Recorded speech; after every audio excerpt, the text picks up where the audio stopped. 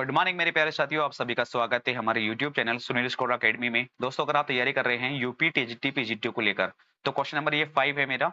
तो मैं अभी ज्यादा नहीं, एक क्वेश्चन में 20 क्वेश्चन एक्स्ट्रा करा रहा हूँ। आप देख रहे होंगे एक क्वेश्चन में 20 क्वेश्चन एक्स्ट्रा करा रहा हूँ रिविजन करने के लिए आपके। ठीक है, ये इंग्लिश सब्जेक्ट है।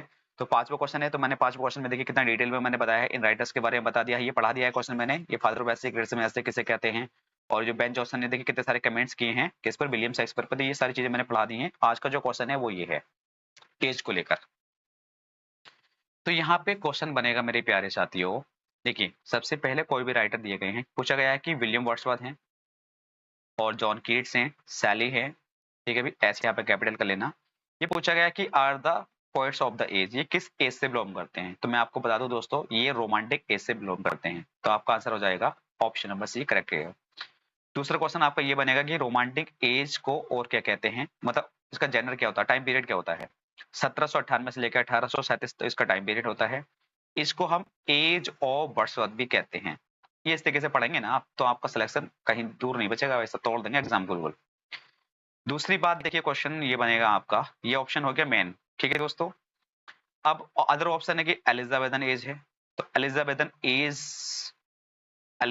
एज है। तो इसको हम देखिए, इसका जो टाइम पीरियड ये पूछेगा ये क्या होता है।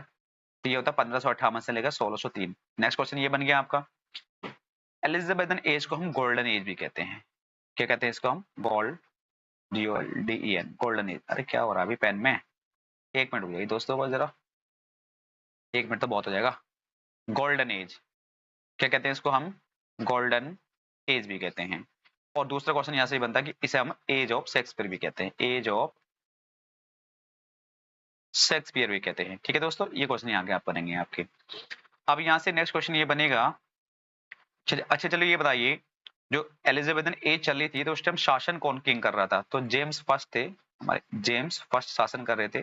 ठीक है, ये ध्यान रखना है इंपोर्टेंट क्वेश्चन से। क्लासिकल एज है, या आपको ऑप्शन में क्लासिकल ना मिले तो आप किसको क्लासिक न्यू क्लासिकल मान लेना, न्यू क्लासिकल एज है। तो उसका टाइम पीरियड पूछा जाएगा तो क्या होता है वो, 1660 से लेके 1798 तक का जो टाइम पीरियड है उसे हम क्या कहते हैं, क्लासिकल एज कहते हैं। ठीक है, तो इस टाइम पीरियड को भी आप याद कर लेना। विक्टोरियन एज है नेक्स्ट हमारा, तो विक्टोरियन एज पूछा जाता है, तो विक्टोरियन एज का टाइम पीरियड क्या है। तो आपका जवाब हो जाएगा 1837 से लेकर 1901 तक का जो टाइम पीरियड है वो विक्टोरियन एज कहलाता है। उस टाइम शासन कौन कर रही थी, क्वीन विक्टोरिया कर रही थी। ठीक है, इस बात का आपको ध्यान रखना है। जॉन केट्स यहाँ पर राइटर आए हैं, पीजीटी के हैं, सैली पीजीटी के हैं, और विलियम वर्ड्सवर्थ हैं। तो क्वेश्चन आपके लिए आज का ये है कि ट्यूबरक्लोसिस, सॉरी मैं आंसर तो पहले ही बता रहा हूँ, जॉन केट्स की जो डेथ हुई है वो किस डिसीज से हुई है। ये क्वेश्चन मैंने पहली वीडियो में, इससे पहले जो क्वेश्चन पढ़ाए हैं सब बता दिया है। फिर आपको, ये तो केट्स का हो गया है।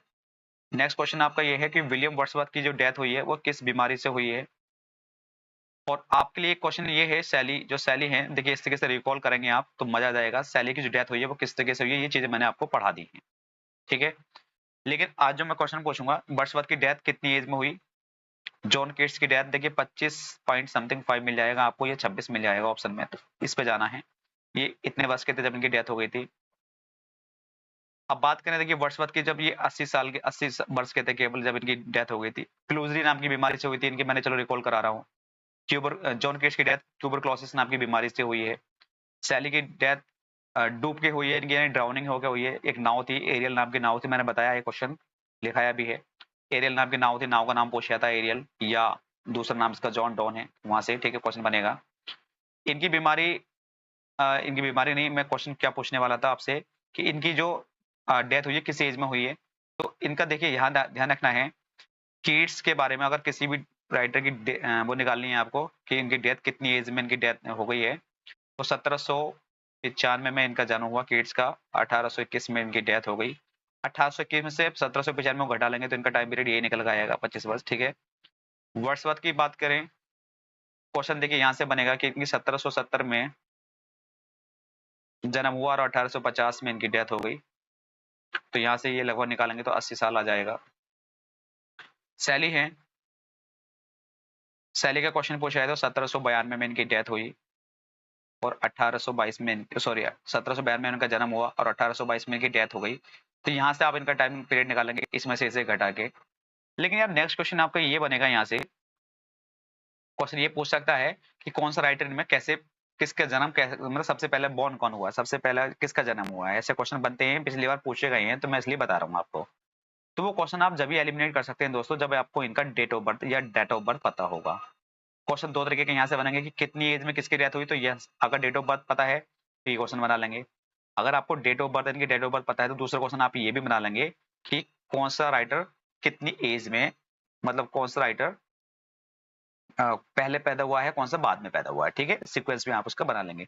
असेंडिंग ऑर्डर डिसेंडिंग ऑर्डर पूछा जा सकता है, या ऐसा पूछा जा सकता है कि कौन सा राइटर कैसे कब पैदा हुआ था, मतलब पहले पैदा कौन हुआ है और दूसरे नंबर पर कौन हुआ है, ऐसे ही पूछा जा सकता है। ठीक है दोस्तों, तो आज की वीडियो में इतने ही रखता हूँ मैं। ये क्वेश्चन नंबर 6 है, क्वेश्चन नंबर 7 मैं नेक्स्ट वीडियो में लाऊंगा। तो आज के लिए इतने ही। Thank you everyone.